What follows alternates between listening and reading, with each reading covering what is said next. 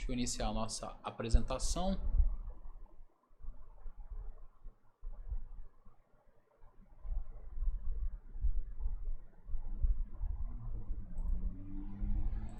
Deixa eu só dar uma configurada no layout aqui. Aí.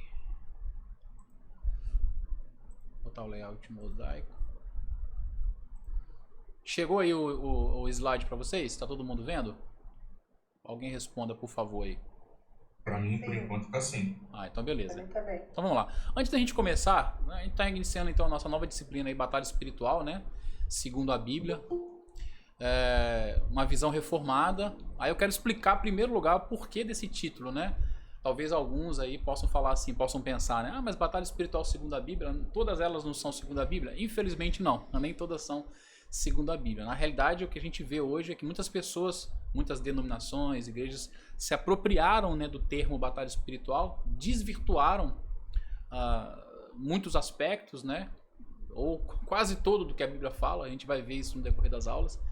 Então é importante a gente fazer essa distinção. Então por isso que o título é Batalha Espiritual segundo a Bíblia. E por que uma visão reformada? Porque nós vamos trabalhar basicamente, né, autores reformados. Eu vou citar aqui livros, né, e autores como Reverendo Hernandes Dias Lopes, o Augustus Nicodemos, o Joel Bick, entre outros, né, Charles Spurgeon e por aí vai. Então, em cada aula aqui a gente vai ter algumas citações, livros, materiais dessas pessoas que eu li, algumas coisas que eu inclusive estou lendo. É um tema que eu gosto muito, eu pesquiso, eu leio sobre isso já há muitos anos, né? E serão, a disciplina vai ser dividida em 10 aulas, né? É bastante conteúdo e acredita, a gente não vai conseguir exaurir tudo, né? Falar de tudo. Por quê? Porque é um tema bem amplo, né? Para vocês terem uma ideia, um dos livros que eu indico para... Eu vou indicar vários aqui, mas um dos que eu indico para quem quiser se aprofundar é o livro do Augustus Nicodemos, do que o que você precisa saber sobre batalha espiritual. E ele tem bastante conteúdo, a gente não vai dar nem 10% do que ele fala lá no livro, né? Os outros livros são mais tranquilos, o do Joel, o do Hernandes, cada um tem uma característica. Eu vou comentar sobre eles depois, até dar dicas assim. De repente, você quer comprar um, só pode comprar um, eu sei que dinheiro não tá fácil para ninguém, né? Aí de repente você fala assim, eu quero comprar um só, qual que você indica? Eu vou indicar de acordo com o seu propósito, com a sua necessidade, né?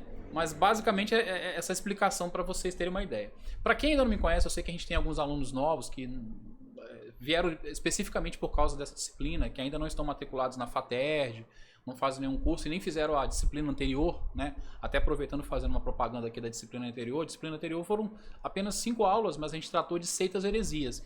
E se vocês quiserem depois fazer essa disciplina, podem fazer também. Ela está lá no nosso portal da FATERJ e você pode se matricular depois, assistir as aulas, porque as aulas ficaram gravadas, né? Então vocês podem entrar lá, assistir.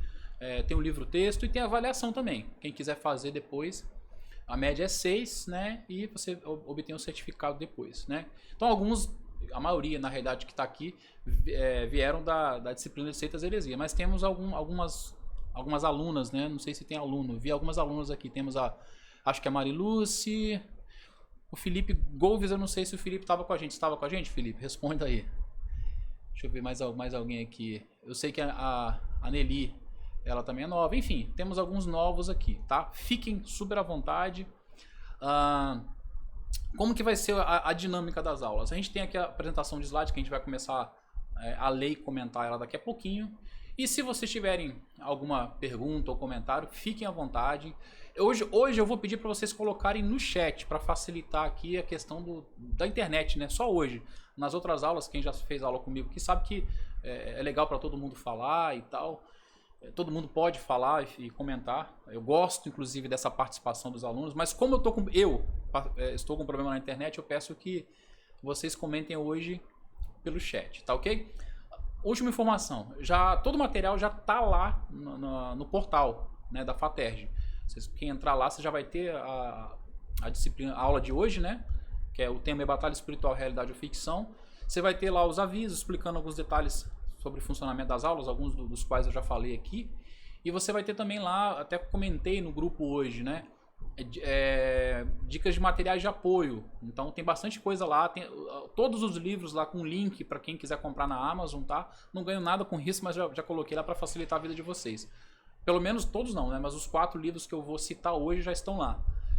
Tem alguns vídeos também, podcast, para quem quiser se aprofundar. Tem bastante coisa lá que já dá para vocês aproveitarem aí, ó. Vocês terem uma semana de estudo para se aprofundar. Tem vídeo do pastor Hernandes Dias Lopes, do Augustus Nicodemos, tem um podcast lá do pessoal do Bible Talk, não sei quem conhece aqui, que é bem legal, eles falando sobre batalha espiritual, enfim. Eu sou assim, quando eu estou estudando algum tema, eu gosto de pegar o máximo de conteúdo possível para fazer uma imersão mesmo, tá? Então tá lá material para quem quiser se aprofundar um pouco mais, tá ok? Bom, última coisa, eu falei que a última seria o último recado que eu dei, mas o último agora, valendo, né? Talvez algumas coisas que eu falo, eu não sei a denominação de cada um que estão nos assistindo. Eu sei que temos irmãos que são de igrejas históricas, mais tradicionais. Eu sei que tem alguns irmãos que são de igrejas de vertente pentecostal. É uma bênção ter essa mistura aqui hoje, né? Para nós é uma bênção. Se eu falar alguma coisa que talvez algum irmão possa se sentir ofendido, eu já peço perdão de antecedência. A ideia não é ofender ninguém, mas é colocar, como eu falei, a visão reformada. Nós estamos usando aqui autores reformados, é a visão da faculdade, né? E quem tiver alguma dúvida pode depois me chamar no particular, lá no WhatsApp, até falar comigo, pastor, não concordei com aquilo que o senhor falou, tal, beleza. Mas eu estou deixando claro que, desde o começo, né, que o curso vai tratar de uma visão reformada. E pode ter, às vezes, uma divergência aqui ou lá, tá ok? Então vamos lá, batalha espiritual, realidade ou ficção? Então vamos ler aí. Não sei se todos conseguem ler, mas eu vou lendo aqui comentando. Na introdução de seu livro intitulado Guerra Espiritual, Armas e Estratégias de um Povo Marcado para Vencer, o reverendo Hernandes Dias Lopes diz que o homem moderno está obcecado pelo sobrenatural e ávido pelo místico.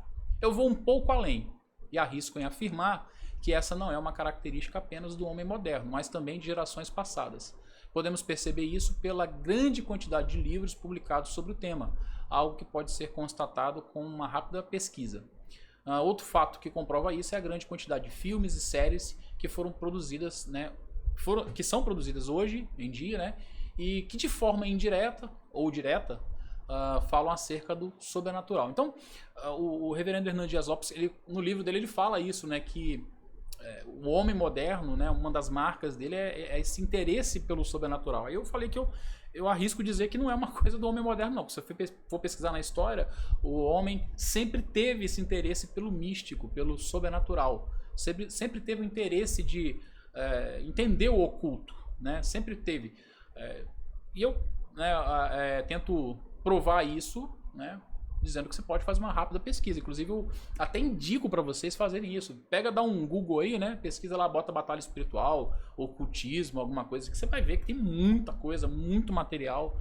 Quem gosta de ler sabe que tem muitos livros sobre isso. Quem assiste séries, aí, quem está acostumado aí com Netflix, Prime Video, você vai ver que tem muita série, muito filme que fala de forma direta ou indireta sobre isso. Aí eu até coloquei um exemplo aqui de uma série que talvez a maioria aqui conheça, se não a maioria, né?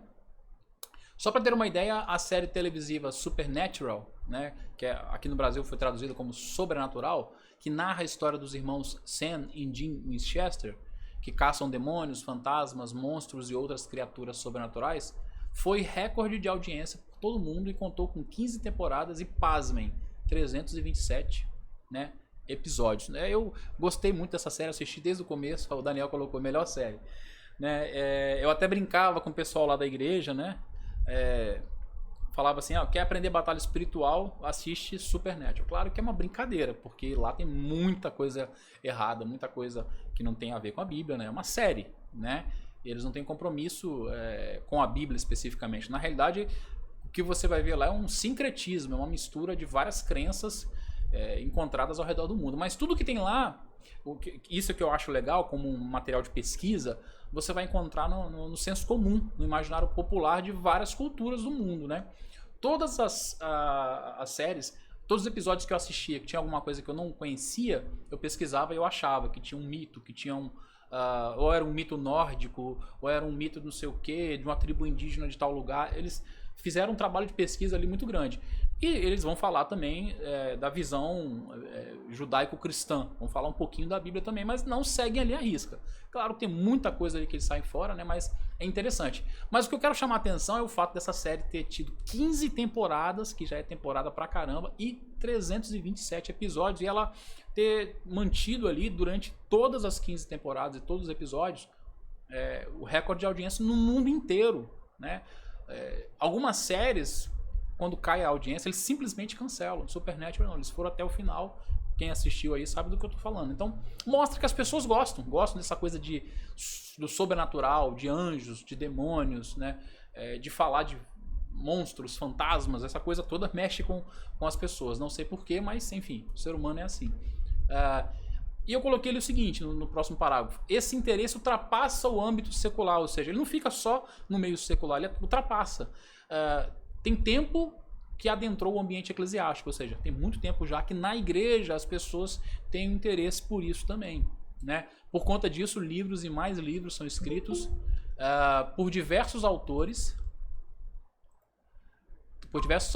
lotando as prateleiras das livrarias evangélicas, gerando cada vez mais interesse no meio cristão sobre a famigerada batalha espiritual. Então, se você for numa livraria evangélica qualquer, você vai encontrar inúmeros livros de vários autores falando sobre batalha espiritual, tá? Tanto os daqueles mais exagerados, quanto os mais, vamos dizer, comportados, né? Visões mais extremas e menos extremas.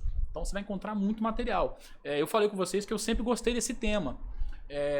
Desde novinho, né? Hoje eu tenho 42 anos, mas deu pra perceber pela minha foto que eu sou músico, né?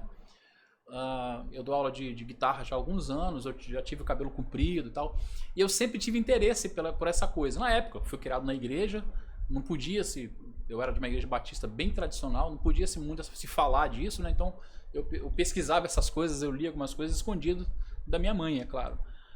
E depois que eu casei, firmei na igreja, porque na minha fase de adolescência eu era um adolescente meio pé lá e pé cá, né? Um pé no mundo e outro pé na igreja. Tentava viver assim. Mas depois que eu compreendi o evangelho, que a ficha caiu, que eu entendi que Jesus morreu por mim, eu falei, não, tem que ser um crente sério, não posso continuar levando a vida que eu tô levando. Mas eu não perdi o interesse por isso. Então, só que eu pesquisava isso de uma outra forma. Então eu comecei a ler autores, né, que falavam disso, falavam sobre batalha espiritual. Eu gostava desse assunto, de pesquisar sobre isso. E eu acho que é o que acontece com muita gente. Então eu li Rebecca Brown, eu li Daniel Mastral, Neuza Itioca, participei de seminários de cura, libertação, né? Aqui no meu estado, eu sou do Espírito Santo, né? Na igreja onde eu sou um dos pastores, né? Eu cheguei a realizar, né? Na realidade, assim, eu fui o pivô para realizar 3 seminários na época do Daniel Mastral. Acredito que alguns aqui conheçam. Então, eu tive a oportunidade de conhecer o Daniel Mastral pessoalmente, né? Mantive contato com ele durante muitos anos, e depois eu comecei aí eu entrei no seminário, comecei a estudar teologia, comecei a ver que muita coisa não batia, que a Bíblia não falava de batalha espiritual como esses autores divulgavam, né? Então comecei a me afastar um pouco disso. Acredito que alguns deles até são sinceros, né? Até algo interessante que o Nicodemos fala no livro dele. Eu não vou questionar a conversão desses irmãos, não vou questionar se eles são irmãos em Cristo ou se eles não são, mas que tem alguma coisa errada na doutrina, naquilo que eles pregam, tem. E é exatamente isso que a gente quer trazer nesse curso, nessa aula, né? E continuando aqui, mais uma vez citando o reverendo Hernandes Dias Lopes, falando sobre isso, ele diz o seguinte: um batalhão de crentes está envolvido com guerra espiritual e com o ministério de libertação, né? Durante o tempo eu estive envolvido. Estamos vivendo o tempo de uma enorme ênfase nessa temática. Por um lado, isso é positivo, uma vez que a matéria é desarquivada, vasculhada, estudada, discutida e debatida, sem contornos e preconceitos. Por outro lado, há um sério perigo, o de cair em muitos exageros, comprometendo assim a pureza doutrinária da igreja e a saúde espiritual e emocional do crente, tá? Então isso aqui é muito interessante, né? É legal falar de batalha espiritual, é legal o fato de que isso tem chamado o interesse de muitas pessoas, de que muito material tem sido publicado, escrito.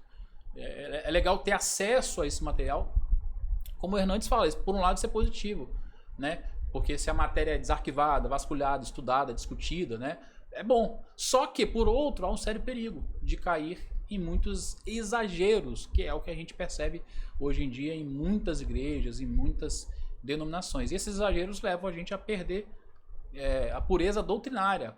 Né? O que é pureza doutrinária? É o que a palavra fala. Falar, pregar, ensinar puramente o que a Bíblia, né, ensina, o que a Bíblia fala.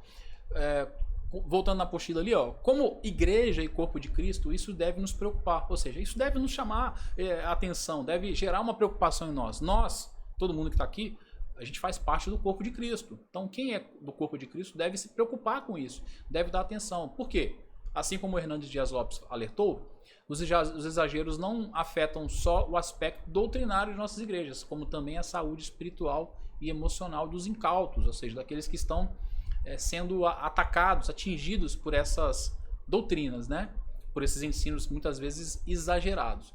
E é o nosso dever estar preparados não só para não sermos presas fáceis do engano do inimigo de nossas almas, como também para ajudar aquelas que estão sendo enganadas por ele. Então a gente tem aqui um dever duplo, né, de conhecer o que a palavra fala, de conhecer o que a Bíblia fala, e é o que a gente vai fazer durante todas as aulas.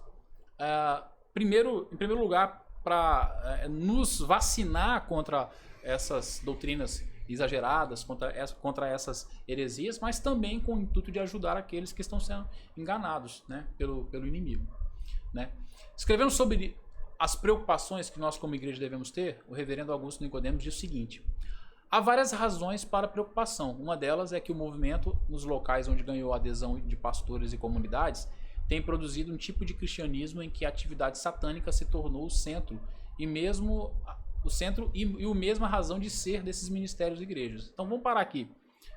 Depois eu vou ler o restante do que ele fala, né? Então, essa é uma das razões de preocupação. Muitas igrejas onde esse movimento de batalha espiritual moderno, eu vou fazer essa distinção, o movimento de batalha espiritual moderno e o movimento de batalha espiritual bíblico, né? Esse movimento de batalha espiritual trouxe um foco muito grande na atividade satânica. Se fala muito mais, às vezes, do diabo, né, do demônio, do sobrenatural, do maligno, né, do que, às vezes, das coisas de Deus. Como o Nicodemos fala, se tornou o centro e não Cristo. E o centro da igreja cristã, obviamente, e tem que ser Cristo. Então, continuando, nesses casos, embora geralmente as doutrinas fundamentais da fé cristã não tenham sido negadas, há exceções, elas são, via de regra, relegadas, desaparecendo do ensino e da liturgia. Né? Quem foi aluno aqui do curso de Seitas e Heresias, nós falamos sobre as doutrinas elementares, as doutrinas base da fé cristã. São aquelas doutrinas que são inegociáveis. Né? Como assim inegociáveis? Como eu falei, que nós temos irmãos que são de denominações diferentes. Né? Temos irmãos que são de denominações históricas, batistas, presbiterianos, né? Congregacionais, enfim. E temos outros que são pentecostais, não sei, de repente Assembleia de Deus, e por aí vai. Obviamente a gente vai ter pontos que a gente não vai concordar sobre a teologia, mas são pontos que não entram nessa esfera daquilo que é chamado de doutrinas centrais ou bases da fé cristã. Né? Não influencia na nossa salvação. Agora, as doutrinas bases da fé cristã são aquelas que influenciam na nossa salvação. Por exemplo, todo mundo tem que concordar, né, aqueles que se diz cristão, pelo menos, né, que se dizem cristãos, que Cristo é o único e suficiente Salvador. Isso é uma doutrina base da fé cristã. Quem se diz cristão concorda com a doutrina da Trindade, que nós temos Pai, Filho e Espírito Santo, são 3 pessoas distintas, mas apenas um Deus. E por aí vai, tá? São várias doutrinas aí basilares, né, da fé cristã, e é exatamente sobre isso que o Nicodemos está falando. Ele fala que ainda que essas doutrinas não sejam negadas de fato nessas igrejas que abraçam esse movimento de batalha espiritual moderno, muitas vezes elas não são faladas, não são a tônica, ou se fala muito pouquinho, ou se fala de maneira fragmentada, né? Ou sincrética, ou seja, mistura com um elemento aqui e outro ali. Né? Ele fala de exceções, existem igrejas que realmente não falam. Né? Eu até falei isso aqui na aula de Seitas e Heresias, né? Vou citar ela aqui o tempo todo porque tem a ver.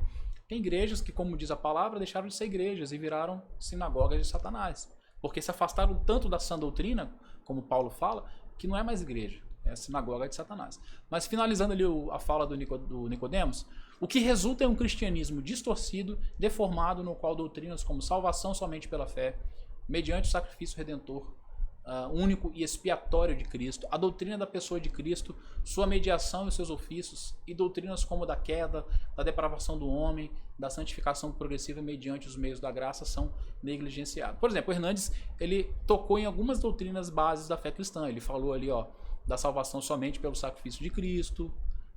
Ele falou da doutrina da expiação de Cristo, da doutrina da pessoa de Cristo como mediador. Ele falou da doutrina da queda, que é a martiologia, falou da depravação total do homem, falou da doutrina da santificação, e por aí vai. São doutrinas bases da fé cristã. Essas doutrinas geralmente não são foco dessas igrejas, né? De muitas dessas igrejas que abraçam esse ministério. Então, sendo assim, nosso objetivo com esse curso é trazer uma perspectiva clara, objetiva sobre o tema, e além de enfatizar o ensino bíblico acerca da guerra da igreja contra as hostes espirituais da maldade e quais as implicâncias que essa guerra tem em nosso dia a dia. Porque existem implicâncias. A Bíblia vai falar de uma guerra, a gente vai falar um pouquinho sobre isso, né? Já na aula de hoje. E essa guerra tem implicâncias em nosso dia a dia, né? Então eu quero enfatizar muito isso também no decorrer das aulas. Tá. Próximo ponto aqui, se alguém tiver alguma dúvida ou algum comentário, vai colocando aqui, tá?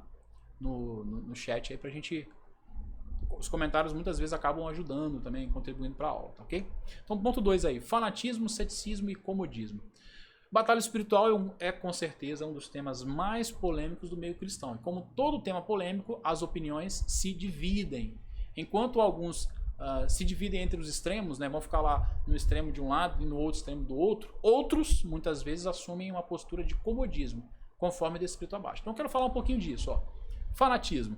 Aqui se enquadram aqueles que defendem a batalha espiritual de forma exagerada, onde em cada doença, adversidade ou problema é colocada a culpa nos demônios, que segundo eles devem ser expulsos o mais rápido possível.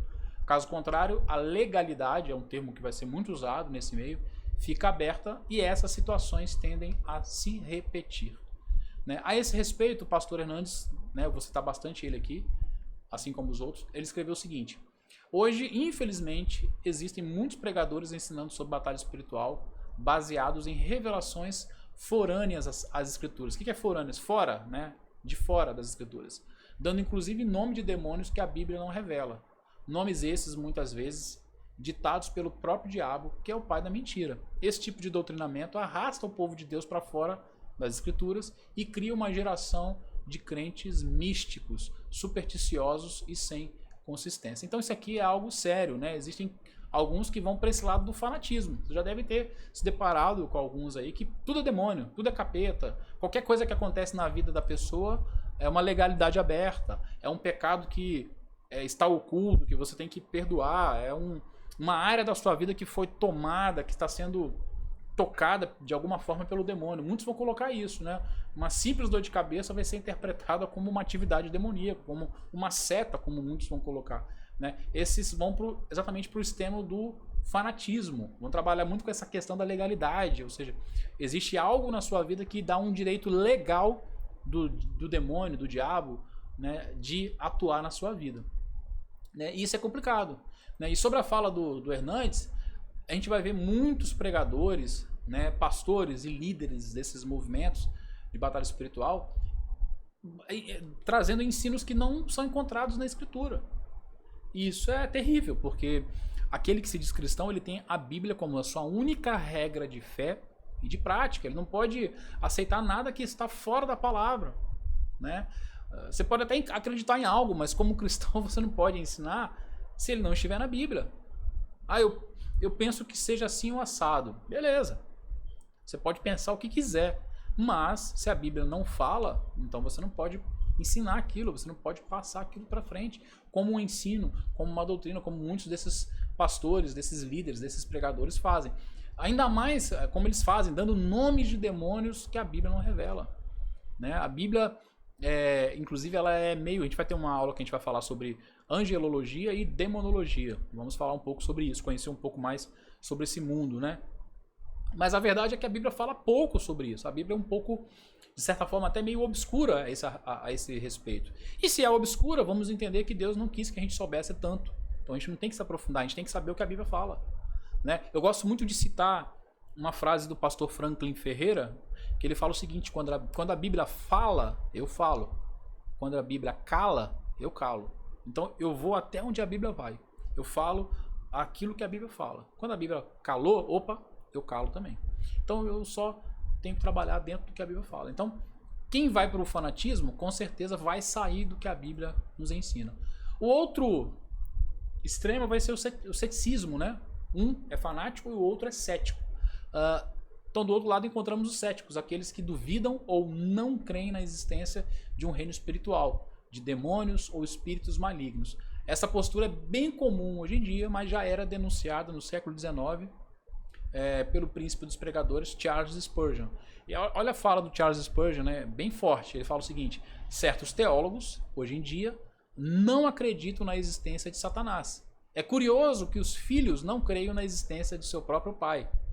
Por fim, os mais iludidos por ele falam mais alto ao repudiar toda a crença em sua existência. Né? O Charles Spurgeon pegou pesado, chamou os caras tudo de filho do diabo.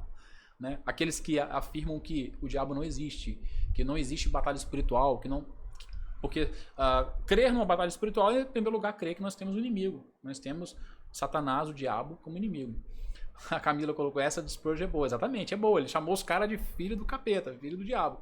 E é exatamente isso, porque se o cara fala que o diabo não existe, ele não conhece a Cristo, não conhece a Deus, não crê na palavra como ela é, que a palavra fala da existência dele, né? Inúmeras vezes. Então eu não posso negar isso. Se eu nego, eu estou automaticamente dizendo de quem eu sou filho, né? Então essa posição cética também está errada. Eu não posso ir para esse extremo de duvidar. E a gente vê algumas pessoas fazendo, esse negócio de rede espiritual, né? Eu tenho um amigo que ele, em uma das igrejas que eu frequentei, eu era líder de pequeno grupo. E esse rapaz foi do meu pequeno grupo. Né? Ele caminhou comigo durante um tempo. Né? Mas depois ele acabou saindo da igreja, se desviando aí dos caminhos do Senhor. E certa vez eu encontrei com ele, perguntei como que ele estava, e ele falou assim comigo.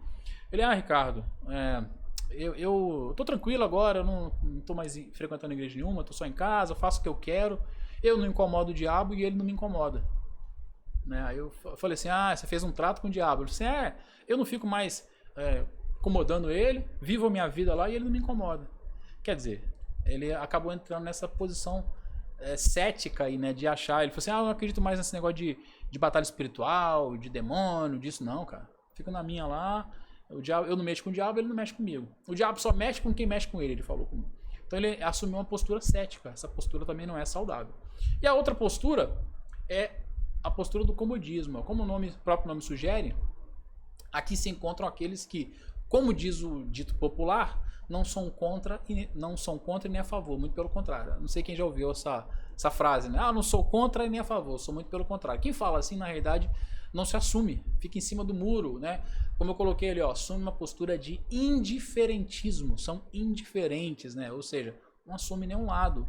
Essa postura não condiz com a de um verdadeiro cristão, conforme escreveu o reverendo J.C. Ryle. O que o J.C. Ryle escreveu?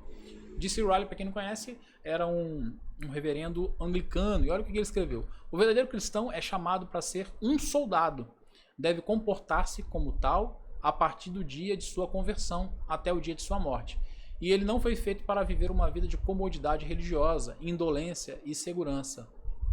Ele nunca deve imaginar, por um momento, que ele possa dormir e cochilar ao longo do caminho para o céu, como um viajante em uma carruagem tranquila. Se ele tornar o seu padrão de cristianismo das crianças deste mundo, ele poderá estar contente com tais noções, mas ele não encontrará semblante para eles na palavra de Deus. Se a Bíblia é a regra de sua fé e prática, ele encontrará suas linhas estabelecidas como muito claramente nesta matéria. Ele deverá lutar. Né? Então, forte a fala do J.C. Ryle também, é de um livro, né, que eu indiquei também lá, tá nas dicas dos livros lá. Esse livro é pequenininho, para quem usa Kindle aí, eu acho que ele custa R$ 2,99, R$3, baratinho. É de um sermão que ele fez, poucas páginas, você lê rapidinho, específico sobre batalha espiritual. Então, olha o que ele fala, né? O verdadeiro cristão foi chamado para ser um soldado e deve se comportar a partir da sua conversão como um soldado, né? Então ele fala que não existe comodidade, não existe indolência, não existe sensação de segurança, no sentido de que agora eu estou tranquilo, o diabo não mexe comigo. Não existe isso, né? Não podemos ser extremista para um lado nem para o outro, mas também não podemos partir para o comodismo. O Isaías colocou, essa é boa, hein? Essa lógica é que o capiroto só mexe com quem mexe com ele. Pois é. O Daniel colocou, qual o nome do livro que tem no Kindle baratinho? Deixa eu pegar aqui. Eu vou... nas referências aqui, ó. Cadê? A Guerra Espiritual do Cristão. A Guerra Espiritual do Cristão. É do G.C. Riley, da... Eu esqueci a editora Castelo Forte. Castelo Forte Editora. Tá tudo lá no Ava, né? No portal lá tem a material de apoio lá. Eu indiquei todos os livros lá certinho também. Então, continuando aqui na apostila, olha o que eu coloquei na apostila. A falta de conhecimento bíblico e teológico tem produzido aberrações doutrinárias que têm levado muitos ao fanatismo. Em contrapartida, essa mesma falta de conhecimento bíblico e teológico tem produzido em outros ceticismo. Essa dualidade extremista não é saudável e muito menos bíblica, assim como o comodismo. O lugar do cristão é no fronte da batalha. Mas assim como em uma guerra real, o bom soldado deve conhecer de forma equilibrada os detalhes sobre seu inimigo e da batalha que irá enfrentar, o mesmo acontece conosco no que diz respeito à batalha espiritual, né? Então temos que lembrar disso. O lugar do cristão não é assumindo uma postura fanática, nem uma postura cética, nem assumindo uma postura de comodismo, né? Mas é entender que o lugar dele é no fronte de batalha, de uma batalha espiritual. Mas como que é isso? Como eu falei, da mesma forma que um soldado, né, ele tem que entender o seu inimigo, ele tem que entender a natureza da guerra, nós, como cristãos, temos que entender como que age o nosso inimigo e a natureza dessa guerra de forma equilibrada, né? Temos que buscar o equilíbrio nesse sentido.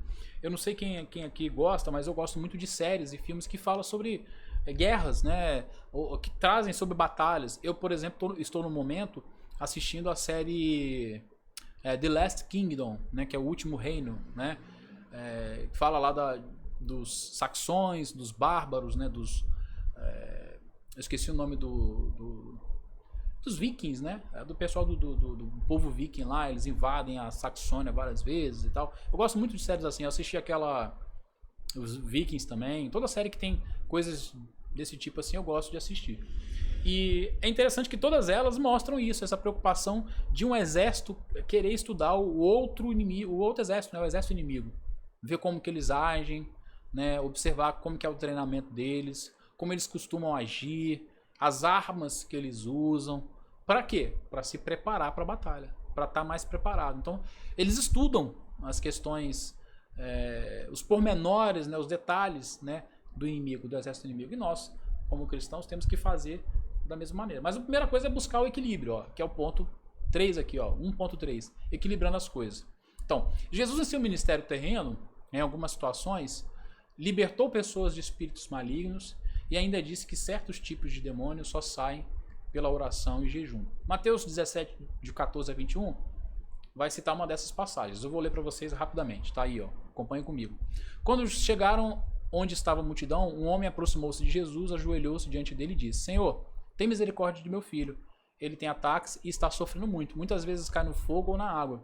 Eu o trouxe aos teus discípulos, mas eles não puderam curá-lo. Respondeu Jesus: ó geração incrédula e perversa, até quando estarei com vocês? Até quando terei de suportá-los? Tragam-me o menino.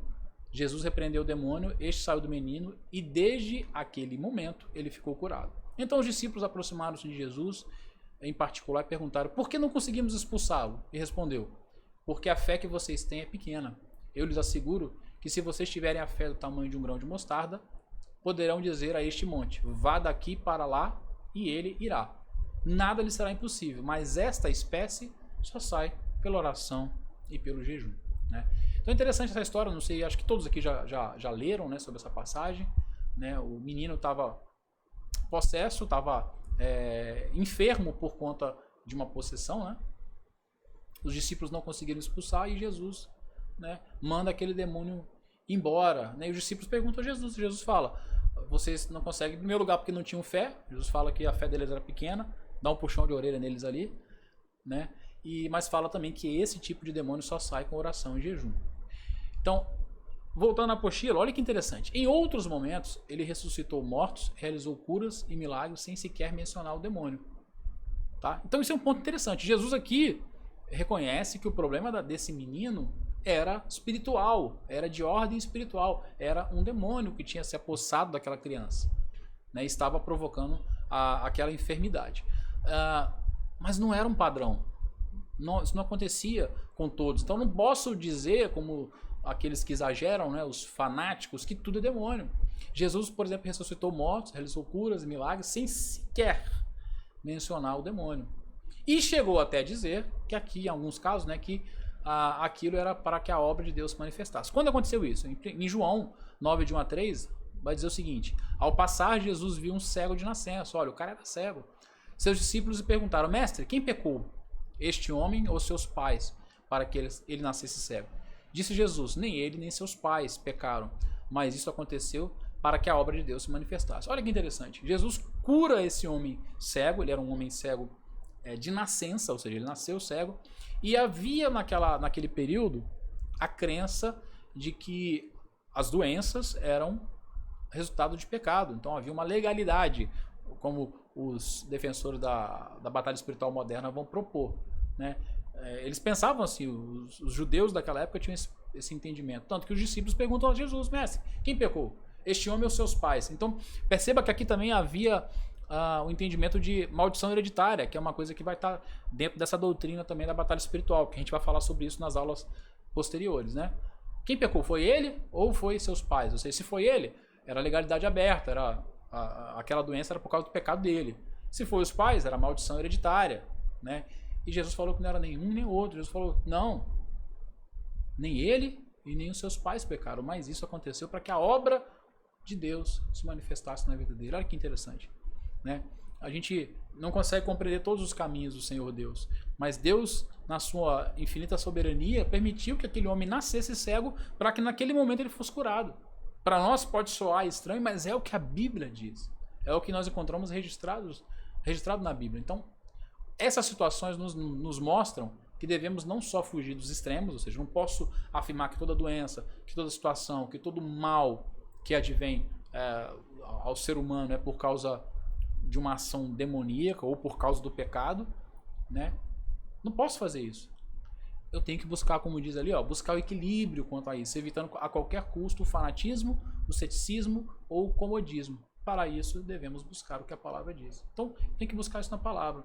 Aí alguns vão falar assim: mas todo mal no mundo é por causa do pecado. Sim, de forma geral, né, tudo é por causa do pecado. Depois da queda de Adão, né, que afetou toda a humanidade, né, entrou todo tipo de males no mundo.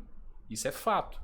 Mas eu não posso afirmar que toda situação que acontece é por causa de um pecado específico, por causa de um pecado oculto, por causa de uma maldição hereditária, pelo pecado do pai, enfim.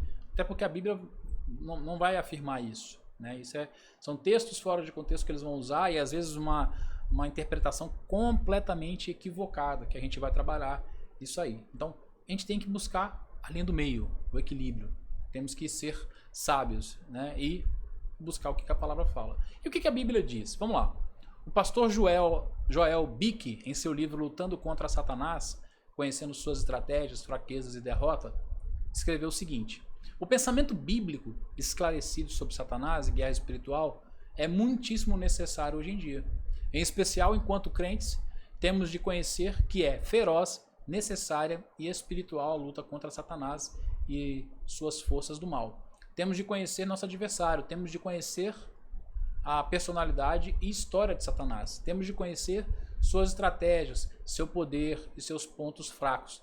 Temos de aprender como ficar firmes e quais armas espirituais usar contra ele. Temos de vencê-lo pela fé, por meio de vidas que produzam vida e espalhem a verdade, né? Então é interessante, esse livro do pastor Joel Bick também é muito bom, eu indico também, Lutando contra Satanás. É um livro que ele vai focar basicamente nessa questão da guerra contra Satanás, vai falar muito de Satanás, ele é muito sobre demonologia e angelologia, né?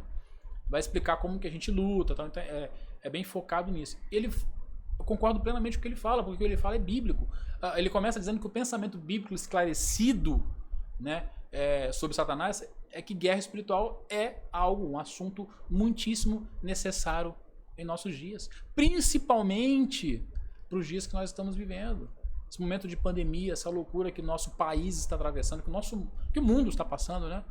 Essa briga política que a gente está vivendo, os ânimos à flor da pele, as pessoas completamente afetadas aí, o nível de depressão aumentou, casais se divorciando, o nível de ansiedade aumentou muitíssimo. Enfim, os pastores têm tido muito trabalho nisso aí. Então, é um momento muito propício para falar de batalha espiritual, mas de maneira bíblica. Entender que existe uma guerra, que ela acontece. Aí ele fala, temos que conhecer a personalidade, temos que conhecer a história de Satanás, temos que conhecer sua estratégia. Tem gente que fala assim, mas eu não quero estudar sobre o demônio, não. Eu não quero estudar sobre o diabo, não. Vai que isso aí atrai coisa ruim para mim. Gente, quem fala assim, quem pensa assim, não conhece o Deus que tem. Aí tá precisando realmente ler mais a Bíblia. Tá precisando realmente conhecer quem é o seu Deus. Conhecer que a palavra fala que aquele que é do Senhor, o maligno não lhe toca. A palavra nos garante isso, então eu não tenho que me preocupar com isso. E eu tenho que estudar a Bíblia. Se a Bíblia fala do diabo, eu tenho que estudar, eu tenho que aprender o que a Bíblia fala. Se a Bíblia fala dos demônios, eu tenho que aprender, eu tenho que conhecer, eu não posso temer, mas eu tenho que aprender exatamente porque eu tenho que conhecer o meu inimigo, eu tenho que saber quais são suas estratégias, sua forma de agir, a sua história, porque isso interfere na minha vida, né? Então, e é o que a Bíblia diz, né? O que Paulo, quando escreveu ao Timóteo, falou lá que a gente tem que o obreiro aprovado é aquele que maneja bem a palavra da verdade. Então, nós temos que ser assim, né? Continuando ali, ó, sendo assim, de Gênesis a Apocalipse, a Bíblia atesta a existência de uma guerra espiritual. Então a gente vai encontrar a guerra espiritual, batalha espiritual, simplesmente, tá? Simplesmente de Gênesis a Apocalipse. O Nicodemos vai trabalhar esses textos, o Joel Bick no livro dele também vai trabalhar vários textos mostrando várias situações de guerra espiritual na Bíblia, né? Eu separei 2. A irmã Maria colocou, tem gente que não estuda sobre Satanás, mas quando prega fala mais dele do que de Jesus Cristo. É verdade. É triste isso, né? Aí muitas vezes vai colocar coisas que a Bíblia não diz, né? Então, como eu estava dizendo aqui, de Gênesis a Apocalipse a gente vai encontrar citações que vão confirmar a existência de uma guerra espiritual, que a gente está vivendo uma guerra espiritual. Muitos textos, muitas passagens vão dizer isso. Mas eu separei aqui apenas 2, que são clássicas. A primeira se encontra em Gênesis, que vai marcar ali quando começa essa guerra, né? Gênesis 3,15. Porém, inimizade entre você e a mulher, entre a sua descendência e o descendente dela. Este lhe ferirá a cabeça e você lhe ferirá ao calcanhar. Então, o que aconteceu aqui? Após a queda de Adão e Eva, e ao proferir o castigo que a serpente receberia, Deus escreveu de forma muito clara a existência dessa guerra, né? Tá muito clara, né? Porém, inimizade entre você e a mulher, entre a serpente e a mulher, né? Entre a sua descendência e o descendente dela, né? Então, tá claro aqui onde começa essa guerra. E o último livro da Bíblia, Apocalipse, também vai confirmar, ó, Apocalipse 12, 7. Houve então uma guerra no céu. Miguel e seus anjos lutaram contra o dragão. E o dragão e os seus anjos revidaram. Ó, guerra de novo aí. Tô citando apenas alguns, né? Mas essa guerra acontece o tempo todo. Um dos vídeos que eu coloquei para os irmãos lá na plataforma, né, do AVA, da FATESC, do Hernandes Dias Lopes, ele vai falar que a todo momento nós estamos envolvidos numa guerra. Ele fala que um culto, quando a gente vai cultuar o Senhor, na realidade há uma batalha ali. No livro dele, ele vai explicar o que acontece quando está acontecendo a pregação da palavra, né, de batalha espiritual. Tudo com textos bíblicos, mostrando que o inimigo ele quer atrapalhar o nosso entendimento, ele quer roubar ali que a semente da palavra, que a semente não seja semeada em nossos corações, para que ela não venha gerar frutos, né? Ele vai tentar fazer com que a gente não entenda, que a gente não ouça de forma completa, enfim, vão ser várias coisas, né, que o inimigo vai usar. A batalha acontece o tempo todo, né? Continuando aqui na nossa apostila, ó, na sequência, no verso 8 de Apocalipse 12, né? Diz que o dragão e seus anjos não foram suficientemente fortes. E no verso 9 revela que o dragão, vai dizer que o dragão é a antiga serpente, também chamada de diabo ou Satanás, né? Fazendo uma referência à antiga serpente lá do Éden, né? Então a guerra começou aqui, ó, e ela só vai acabar aqui. Ela começa em Gênesis 3 e só vai acabar em Apocalipse 12, 7, que não aconteceu ainda, né? Essa batalha aqui que é descrita em Apocalipse. Então a gente tem que ficar ligado nisso. O líder dos apóstolos, Pedro, também nos traz um importante alerta em sua primeira carta, no capítulo 5:8, verso 8. Sede sóbrios, vigiai, porque o diabo, vosso adversário, anda em derredor, bramando como leão, buscando a quem possa tragar. E aqui eu quero chamar a atenção de você que está me ouvindo para algumas coisas. Em primeiro lugar, Pedro fala para a gente ser sóbrio. O que a gente entende sobre sobriedade? Sobre aquele que está em completo controle das suas faculdades mentais. Aquele que está alerta, aquele que está acordado, que está esperto, que está atento, que está vigilante. Quando a gente fala do contrário de sobriedade, quando a gente pensa no contrário de sobriedade, o que a gente pensa? A gente pensa em alguém que está bêbado, alguém que bebeu demais, que está alcoolizado. Quando a gente fala de falta de sobriedade, a gente pensa em alguém que usou drogas, que não está com as suas faculdades mentais em controle, que não está pensando bem, que está agindo sem pensar, não é verdade? Não é assim que a gente passa? É o contrário disso que Pedro sugere. Fala que nós devemos ser sóbrios, sede sóbrios, ou seja, esteja vigilante, esteja acordado, esteja vivo, esteja alerta. Aí ele vai falar por quê? Porque o diabo, né, o vosso adversário, e é interessante que ele coloca de forma muito clara, o diabo, o vosso adversário, para mostrar de forma muito clara quem é o nosso adversário. Vai ter uma aula que a gente vai explicar melhor sobre isso, né? Paulo também vai falar disso, mas Pedro aqui deixa muito claro quem é o meu adversário, quem é o seu adversário, o diabo. E vai falar o que ele faz, ele anda em derredor, bramando como leão. Bramando como leão não quer dizer que ele é o leão, não, mas ele vai tentar imitar o leão, vai tentar agir como se fosse o leão, buscando a quem possa tragar. Ou seja, ele vai estar buscando, ele vai estar observando, buscando, ele nos observando, nos analisando, para ver se há algo em nós que ele possa usar. A Camila colocou um falso leão, exatamente. Ele vai tentar, né, se disfarçar, se possível, né, como um anjo de luz ali para nos enganar. Então a gente tem que estar sóbrio para que isso não aconteça, tem que estar vigilante, tem que estar atento. Né? No Velho Testamento temos um outro exemplo bem interessante, quando Deus envia a Daniel um anjo mensageiro, a quem muitos atribuem o nome de Gabriel, e que demorou a chegar até ele por ter ficado detido por 3 semanas por um poderoso ser espiritual, o príncipe da Pérsia. Essa passagem é muito conhecida, né? Daniel 10, de 12 a 13, e vai dizer o seguinte: então me disse, não temas, Daniel, porque desde o primeiro dia em que aplicaste o teu coração a compreender e a humilhar-te perante o teu Deus, são ouvidas as tuas palavras, e eu vim por causa das tuas palavras, mas o príncipe do reino da Pérsia me resistiu 21 dias, e eis que Miguel, um dos primeiros príncipes, veio ajudar-me. Eu fiquei ali com os reis da Pérsia. Então, repare que Daniel faz uma oração, e essa oração demora a ser respondida, né? Pelo menos no entendimento de Daniel. Mas o que acontece é que o anjo que iria atender a oração de Daniel ficou detido por causa de uma batalha espiritual. O que acontece ali é uma batalha espiritual de forma muito clara, né? O texto deixa muito claro que ele veio por causa das palavras, mas o príncipe do reino da Pérsia o resistiu. Resistiu aquele anjo a quem muitos vão atribuir o nome de Gabriel, mas o texto não fala, né, se era realmente o anjo Gabriel. Imaginam que é o anjo Gabriel porque se coloca que o Gabriel era o anjo mensageiro, aquele que levava as mensagens. Né? Em outras citações na Bíblia, fala dele, cita o nome, Gabriel. Então as pessoas acabam interpretando que aqui é também, mas a gente não pode afirmar. Mas, em todo caso, esse anjo ouve a oração, ele sai do lugar dele para atender, mas é impedido pelo príncipe do reino da Pérsia. Né? Então, um exemplo claro aqui de uma batalha espiritual. Então, não podemos negar. Eu separei aqui esses, na realidade, 4 textos, né? Começamos lá com Gênesis, Apocalipse, depois pegamos Pedro e agora esse texto de Daniel. Eles falam claramente de uma batalha espiritual. Não tem como negar isso. Né? E é urgente a gente entender isso hoje e falar sobre isso, mas de forma bíblica. Mas qual é a natureza dessa batalha? É importante para nós também conhecer isso. Ó. Na carta do apóstolo Paulo aos Efésios, no capítulo 6, verso 12, encontramos uma descrição bem elucidativa da natureza dessa batalha. O que Paulo vai falar? Pois, porque não temos que lutar contra a carne e o sangue, mas sim contra os principados, contra as potestades, contra os príncipes das trevas deste século, contra as hostes espirituais da maldade nos lugares celestiais. Paulo, nesse texto que é muitíssimo conhecido, deixa muito claro que a nossa luta não é contra pessoas de carne e osso, de sangue, não. Nossa batalha é uma batalha espiritual. Aí ele vai falar quem é o nosso inimigo: principados, potestades, príncipe das trevas deste século.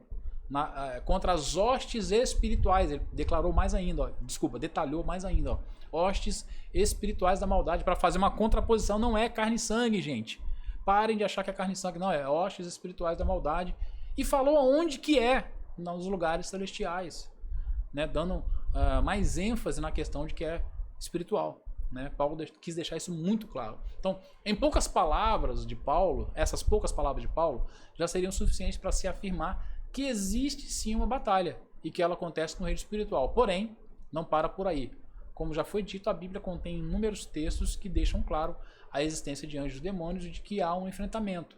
Ou seja, existe uma batalha espiritual em andamento. Em 2 Coríntios 10, 3, 6, Paulo diz o seguinte: porque andando na carne, não militamos segundo a carne, porque as armas da nossa milícia não são carnais, mas sim poderosas em Deus para a destruição das fortalezas, destruindo os conselhos e toda a altivez que se levanta contra o conhecimento de Deus, e levando cativo todo entendimento à obediência de Cristo. Aqui, nesse texto, tem algumas coisas interessantes para a gente comentar, mas eu acho interessante, em primeiro lugar, quando Paulo fala, a gente anda na carne, mas a nossa briga, a nossa batalha, a nossa milícia, né, ela não é segundo a carne. Ele vai falar, nossas armas, as armas da nossa milícia não são carnais. Novamente enfatizando o aspecto espiritual, mas poderosas em Deus. Olha que interessante. Paulo deixa muito claro que as armas dessa milícia, elas são poderosas em Deus.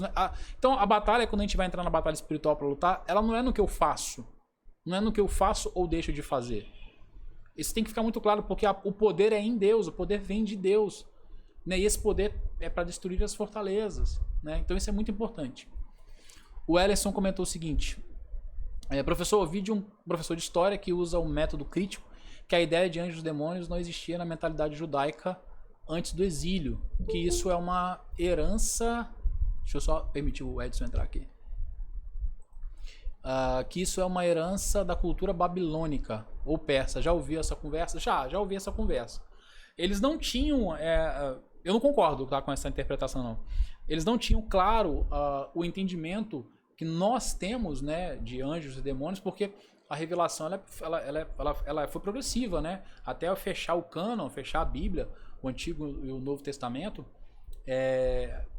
eles não tinham todo o conhecimento. Por exemplo, eles não tinham... Muita coisa foi sendo esclarecida ao longo dos anos, quando os livros foram sendo escritos. Os profetas, os autores foram colocando, né, lá nas suas penas, escrevendo cada livro. E o Novo Testamento vai trazer com muito mais clareza muitas coisas, né, que o Antigo não traz. Mas eles tinham um entendimento, mesmo que não como a gente tem, né? Eu pelo menos creio, mas eu já ouvi essa interpretação aí. Novamente citando aqui o pastor Joel Bick, ele não só concorda com Paulo, como indica o foco dessa batalha: se opor a Cristo e o seu reino. Olha o que o Joel vai falar. Esta batalha não é por poder mundano, posses ou honras, diz Paulo. Ela mira mais alto, para as realidades espirituais da verdade, justiça e glória de Deus e do seu Filho. Por trás dos nossos inimigos visíveis de carne e sangue está um exército de adversários espirituais invisíveis. A guerra espiritual é uma contínua batalha contra inimigos invisíveis, com armas invisíveis que se opõem à causa e ao reino de Jesus Cristo. Aqui tem uma coisa muito interessante nessa fala do Joel, porque, em primeiro lugar, o foco da fala dele é mostrar o foco da batalha. É o que de Satanás? É se opor a Cristo, se opor ao seu reino. Ou seja, o diabo não está preocupado com você, ele não está... o diabo está contra mim, pastor. Não está contra você, não, ele está contra Cristo. Se você é de Cristo, então... ele está contra Cristo, por isso que ele vai contra você. Mas o problema dele não é pessoal com você. O problema é pessoal com aquele que é o seu rei, que é o seu salvador. Isso sim. Isso que nós temos que diferenciar. Não é que o diabo te persegue. Não é que você é bonzinho, o diabo te acha crente demais, então ele te persegue só você. Ele persegue todo aquele que foi alcançado pela cruz de Cristo. Isso a gente tem que ter em mente. O foco dele, então, é se opor a Cristo e o seu reino. E tudo que ele puder fazer para atingir esse foco, ele vai fazer, né? E aqui ele fala uma parte aqui que eu acho interessante, deixa eu achar aqui, ó. Por trás de nossos inimigos visíveis de carne e sangue está um exército de adversários espirituais invisíveis. Aí você pode pensar assim, pastor, mas ele não está contradizendo o que Paulo falou? Paulo falou que as armas da nossa milícia, que é a nossa batalha espiritual, né, que é no reino espiritual, ele não está contradizendo aí. Não, o que ele está querendo dizer aqui, quando você lê o livro todo, você entende o raciocínio, porque ele está querendo dizer o seguinte: aquele que você tem como inimigo, na realidade está sendo usado, e às vezes até a gente é usado. Nossa, pastor, que isso? Sim, até a gente às vezes é usado por Satanás para cumprir o propósito dele. Ai, pastor, que isso? Sim, Pedro foi usado. Pedro, poucos instantes depois de falar que Cristo, né, era o Filho do Deus vivo, logo depois ele falou para Cristo não ir para a cruz. E Cristo virou para ele e falou o quê? Para trás de mim, Satanás. O mesmo Pedro que primeiro, alguns minutos antes, declara que Cristo é o Filho do Deus vivo, logo depois fala para Cristo não ir para a cruz. Estava ali naquele momento sendo usado. Então é algo que a gente tem que se atentar. Às vezes você, a gente pode, sim, se a gente não estiver sóbrios, como Pedro nos alertou, a gente pode ser usado pelo inimigo para se opor a Cristo e ao servindo. Coisa terrível, né? Mas a gente tem que estar vigilante, tem que estar sóbrio, exatamente por isso, né? Então é importante isso. E para concluir, como podemos perceber, a batalha espiritual é uma realidade bíblica que não podemos ignorar, pois não se atentar a isso é estar à mercê do inimigo, né? Estar à mercê do inimigo, ou seja, não atentar que existe uma batalha espiritual, querer ignorar isso, é estar à mercê dele, é ser uma presa fácil do inimigo. Então a única forma de evitar os extremos, que é algo ruim, é buscando embasamento nas escrituras. Ela nos mostra que não existe um campo neutro e que se tivermos ideias erradas acerca dela e de quem é o nosso inimigo, lutaremos uma batalha que não leva nada a lugar algum. Sabe, batalha que não leva nada a lugar algum? Essa batalha, essa guerra espiritual moderna aí.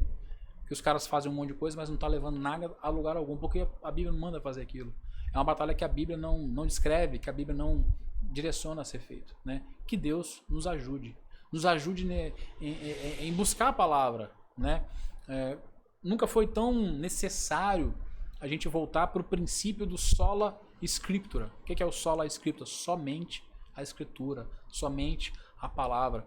Por que eu falo que nunca foi tão necessário? Porque por causa desse monte de aberração que a gente vê, né?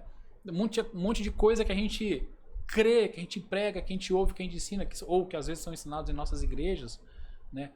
Não estão em conformidade com a palavra. Foi por isso que esse foi um dos princípios que a reforma protestante lutou, né? São 5 solas lá. A gente tem sola gratia, que é o só a graça, solo Christus, né, que é só Cristo, cada um deles lá vai dizer alguma coisa, mas tudo parte aqui do sola scriptura. Por quê? Porque cada um dos outros solas vai ser tirado da palavra. É a palavra que vai direcionar a cada um dos outros solas. A palavra que vai direcionar, na realidade, tudo aquilo que a gente crê, tudo aquilo que a gente prega. Então isso é muito importante. E é isso, queridos. Isso é o conteúdo que a gente tem para hoje. Não sei se os irmãos querem aproveitar e comentar alguma coisa, se querem fazer alguma pergunta, tirar alguma dúvida. Esse é o momento. Se tiverem alguma dúvida aí, um comentário, pode ficar à vontade aí para colocar.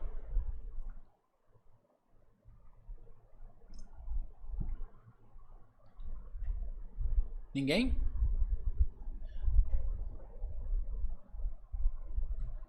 Fala, Isaías, por favor. Pode comentar, fica à vontade. Se quiser. Isso. Eu vou falar aqui por voz. Por que não bem trabalhado isso nas igrejas? Será que isso não é tão bem visto na igreja? Não sei explicar direito. Eu acho que porque as igrejas, muitas vezes, por causa dos excessos, aí eu vou colocar até principalmente as igrejas históricas, né?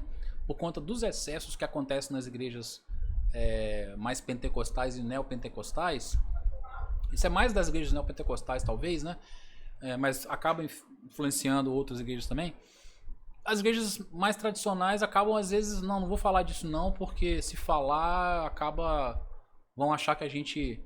É igual o que eu falei no começo, né? O termo batalha espiritual meio que virou um termo que parece que é desse movimento. Eles se apropriaram do termo e desvirtuaram completamente o que é batalha espiritual segundo a visão bíblica, ao ponto de que as pessoas têm medo de falar. É igual a questão que acontece com a prosperidade. A Bíblia fala de prosperidade? Fala. Por conta dos exageros, dos erros que acontecem aí da teologia da prosperidade, muitos pregadores às vezes evitam de falar para não serem identificados como pregadores da teologia da prosperidade. Então, eu acredito que é basicamente a mesma situação. Tem medo de cair no extremo e prefere se isolar, né? Ficar neutro. Às vezes assume uma neutralidade aí que eu acho ruim, eu acho perigosa, né? Porque a gente tem que falar sobre isso. Eu vou pedir para vocês assistirem, por favor, tirem um tempo para ver todo o material que eu postei lá, mas assistam o vídeo do Hernandes. O primeiro vídeo que ele fala lá, ele tá pregando na igreja presbiteriana de, se eu não me engano, do pastor Arival Casimiro. Ele tá pregando lá e tal. Ele fala algumas coisas sobre batalha espiritual tremendas. Ele cita alguns exemplos ali de missionários, às vezes de coisas que existem, possessão, porque a gente falou de algumas coisas que, mas pastor, o senhor não acredita em possessão? Acredito em possessão. O senhor nunca viu gente possessa? Já vi gente possessa, já vi tudo isso aí. Só que não é como as pessoas colocam. Aí às vezes, quando a gente fala isso não é como as pessoas colocam, parece que a gente não acredita. Então, mas é uma realidade. O Hernandes vai colocar tudo isso lá nesse vídeo. Ele fala muito sobre isso. Que é uma coisa que a gente tem que voltar a falar, mas de maneira sábia, né? E existe, de certa forma, existe pouco material em português de qualidade sobre isso. Se você pesquisar, entrar na Amazon lá e botar, só digita assim, batalha espiritual, vai vir uma penca de livro. Vários autores de várias denominações, de vários tipos ali. E você vai achar pouco material de qualidade, tá? Para vocês terem uma ideia, esse livro do Hernandes, eu tô até com ele aqui na mão. Deixa eu ver se eu consigo ligar minha câmera aqui. Não sei se vai ligar, porque a internet tá... Ó, não sei se tá aparecendo para vocês aí, ó. Tá com uma capinha amarela, né? Isso. Guerra Espiritual, Armas e Estratégias de um Povo Marcado para Vencer. É do Hernandes. Esse livro foi lançado ano passado, 2020 esse livro, né? O livro do Augusto Nicodemos é um livro um pouco mais antigo e é muito bom. Eu diria até que é um tratado sobre batalha espiritual, porque o Augusto Nicodemos, até aproveitar e falar sobre isso, qual a diferença dos livros, né? Eu citei alguns aqui. Esse livro aqui do Hernandes, ele é um livro muito prático, ele é um livro assim, tem muita dica prática, ele é muito pastoral, tá? Ele é muito pastoral. Eu acho muito interessante assim para quem quer aprender batalha espiritual de uma maneira prática. Ele vai falar sobre oração, sobre Bíblia, sobre quem nós somos em Deus, né? Então ele fala de batalha espiritual, ele mostra a realidade, mas tem muito essa característica. O Nicodemos é muito técnico. Nicodemos é doutor, né? E o cara é mestre.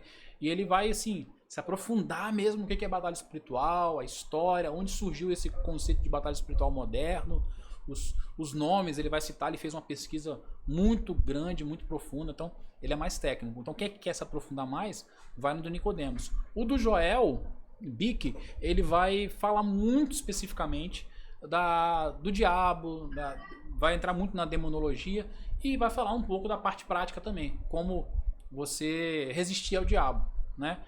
O do J.C. Ryle, ele é também mais pastoral, que na realidade o do J.C. Ryle, ele é uma pregação que foi transformada em livro. Foi uma pregação que ele fez na época para o pessoal da igreja dele e foi transformado em livro. Então cada um tem uma característica, mas se puder, compra todos. Ou coloca aí na ordem, faz uma programação, compra um, depois compra outro, depois compra outro. São livros excelentes. Mas não tem muita coisa, não tem muito material bom. Agora, porcaria, você vai achar os montes, né? E eu acho isso ruim, né? Quando eu conversei com o Clóvis, né, que é o diretor da FATESP, pra gente fazer essa disciplina, foi exatamente com essa preocupação. Você vê que, por exemplo, poucas faculdades de teologia, né, ainda mais reformadas, falam sobre esse tema, né? Porque às vezes tem esse temor de serem identificados como esse pessoal neopentecostal, né? Ou ser identificados com essa batalha espiritual moderna aí, né? E a gente vai ver, acho que já deu para perceber, né? Mas a gente vai ver no decorrer das outras aulas que é um tema extremamente necessário e extremamente bíblico. E é isso. Mais alguma pergunta, pessoal? Mais algum comentário?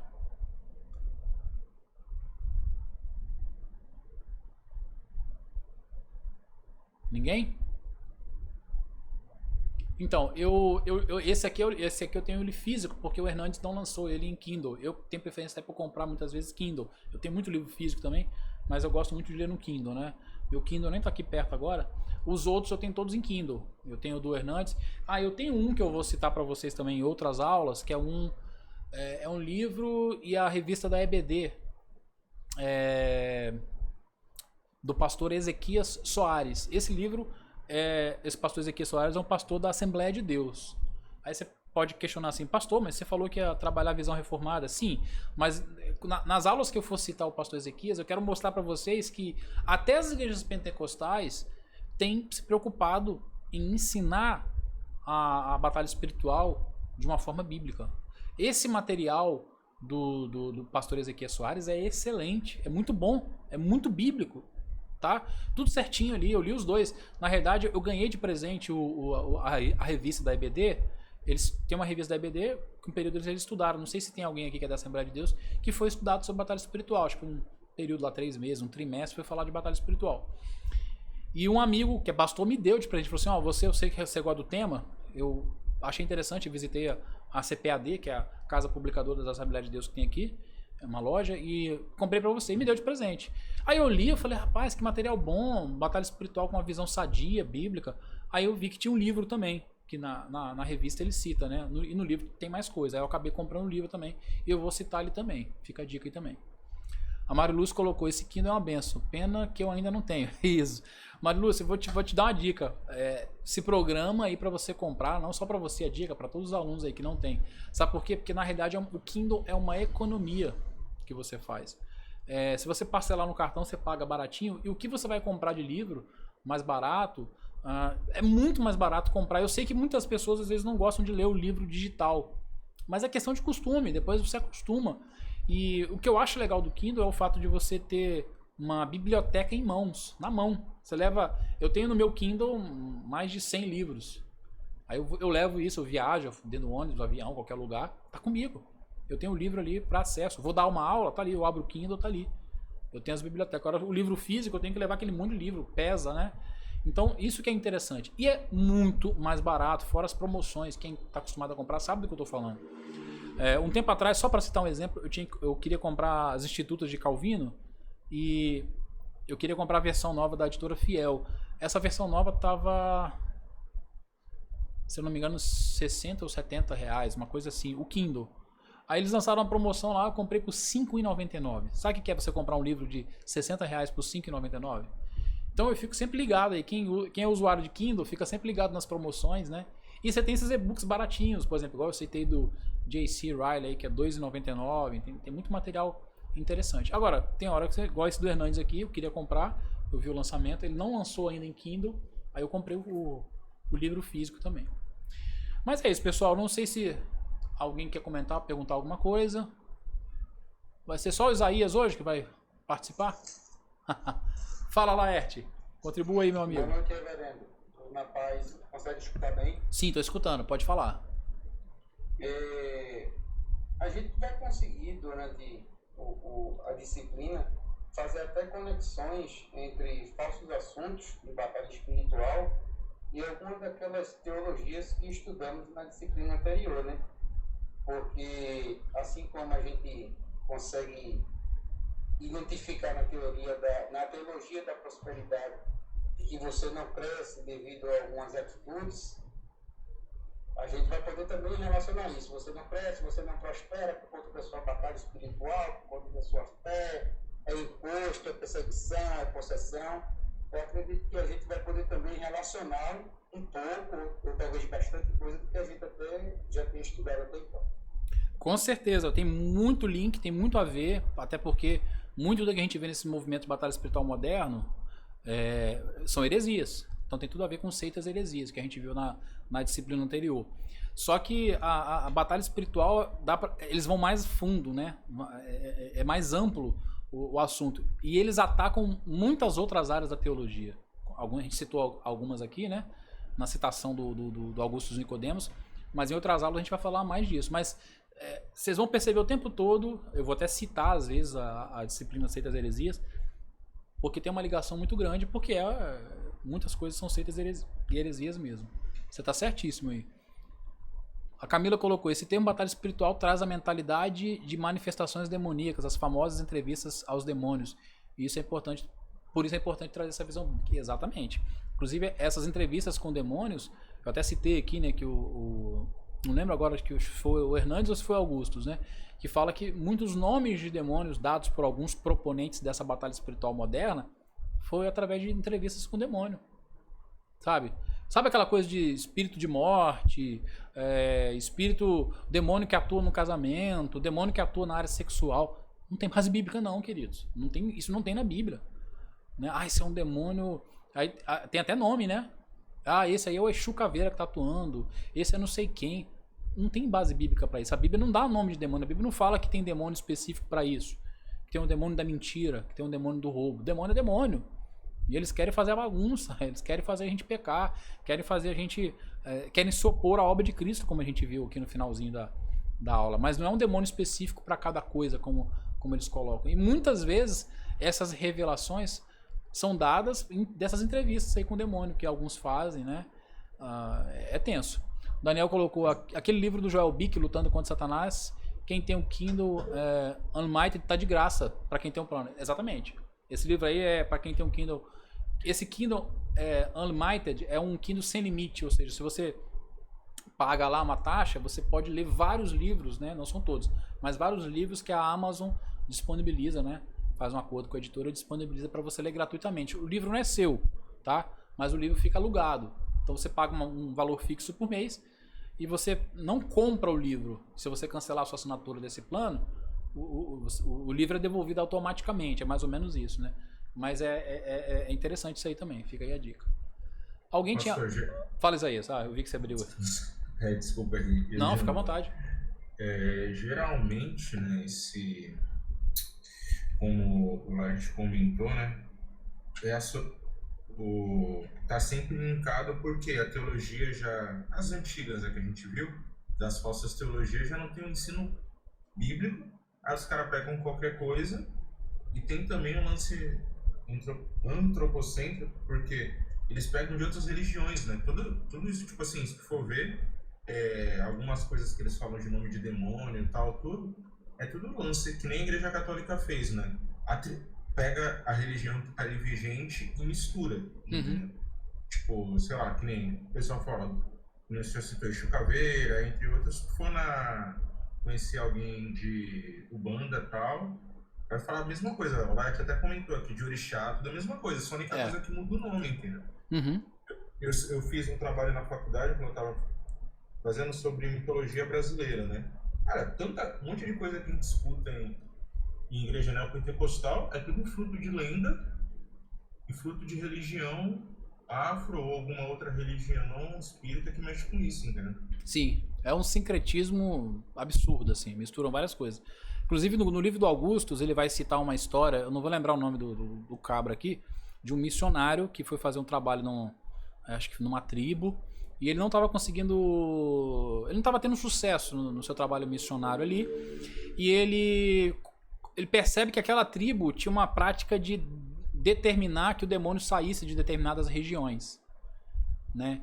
E ele via, entre aspas, que aquela prática funcionava. Aquela tribo era muito mística, né? Muito pagã. Aí eles determinavam para o demônio sair daquela região para determinada coisa. Aí ele pegou aquilo emprestado, ou seja, não pegou da Bíblia. Ele falou assim, então se eu fizer isso, eu determinar que o demônio saia em nome de Jesus, né? Aí será que eu consigo fazer um evangelismo aqui que tenha sucesso, que tenha resultado? Aí ele fez, segundo ele começou a fazer e deu certo. Muitas pessoas começaram a se converter. Então ele pegou, olha só que doideira, ele pegou uma ideia de uma prática pagã, de uma tribo pagã, que segundo eles funcionava e começou a fazer. Aí você pode me perguntar assim, mas ele falou que funcionou, pastor, e aí as pessoas começaram a se converter. Queridos, eu acreditar nisso aí é a mesma coisa de acreditar na crença medieval que você benzer que a água benta tinha propriedades que expulsavam demônios. Os medievais acreditavam aquela água benzida lá, que os padres benziam, é uma água santa, uma água... E algumas pessoas que estavam possessas naquela época, quando jogavam essa água, gritavam. A gente vê isso, inclusive, representado em filmes, vê narrações sobre isso em livros, né? Então eu vou acreditar que a água benta é uma água benzida mesmo, é uma água abençoada por Deus, e que ali tem um poder de Deus. Ele jogou a água, queima, o cara queima, o demônio queima. O demônio, uma das coisas que ele gosta mais de fazer é enganar. Então ele finge muitas coisas para deixar as pessoas ali acreditando, enganadas, né? Eu tenho que ir na Bíblia. A Bíblia fala isso, a Bíblia apoia isso, a Bíblia dá base para isso. Se a Bíblia não apoia, se a Bíblia não fala, então... Fala, Laerte. E isso a gente vê, reverendo, que de fato homens e mulheres são seres criados para a adoração, ao ponto que até atrapalha.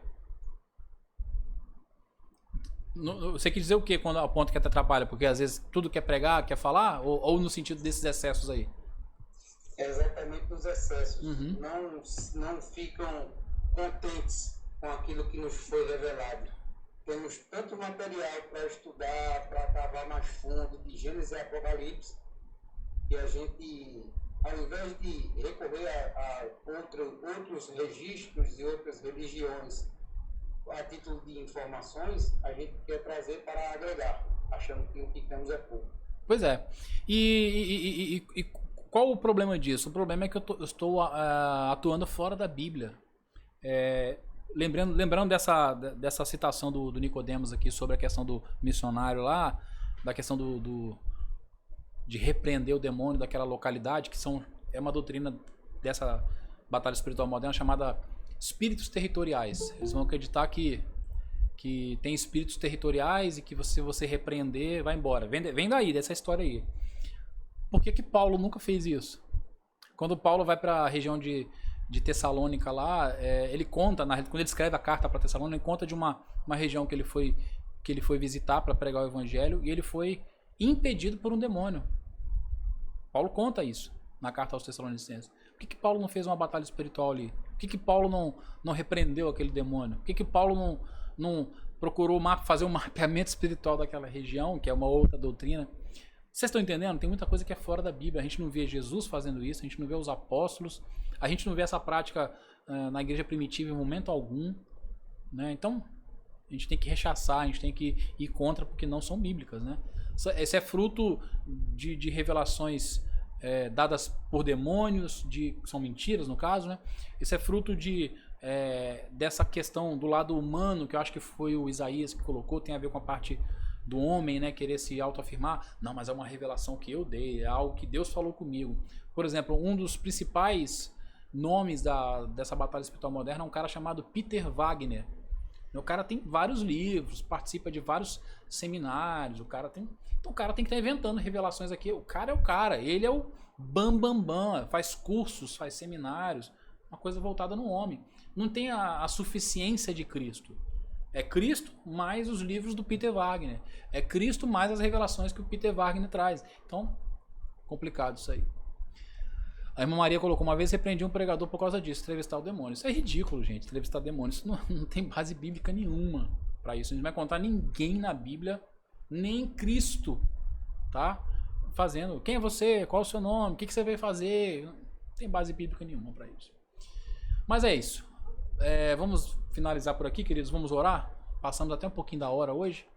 Bom, deu para fazer aula, que bom, né? Não sei se agora que eu liguei a câmera minha imagem está travando, como que tá. Mas vamos orar agradecendo a Deus por esse momento. E logo após a aula eu vou disponibilizar o PDFzinho para os irmãos lerem. Eu sei que alguns gostam de colocar no celular, ou no Kindle mesmo, ou no tablet. Então eu vou disponibilizar para quem quiser ler lá. E daqui a pouquinho eu vou postar também a gravação da aula para quem quiser rever e para aqueles que não assistiram, tá bom? Pai, eu te agradeço por essa aula, te agradeço por tudo que foi falado até aqui, que esse conteúdo sirva para nos dar crescimento espiritual, que possamos aprender mais sobre esse tema tão importante, né? Em primeiro lugar, porque isso tem implicâncias, né, em nossa vida espiritual, então para nós mesmos, e em segundo lugar, para nós possamos orientar outras pessoas também, Pai. Nos dá entendimento, que o Teu Espírito Santo possa nos capacitar a entender, né, o que a Tua Palavra fala acerca disso, e nos mostrar aquilo que de repente a gente compreende e entende errado, né, para que a gente possa mudar, né, às vezes conceitos, né, que não seja eu falando aqui, mas que seja o Teu Espírito Santo ministrando a cada coração, a cada vida que está tendo contato com esse conteúdo. Mais uma vez, obrigado por tudo, abençoe nossas vidas em nome de Jesus, amém. Então é isso, a imagem está boa, né? Então é isso, queridos, brigadão, a gente se vê então na próxima semana. Abração para todos.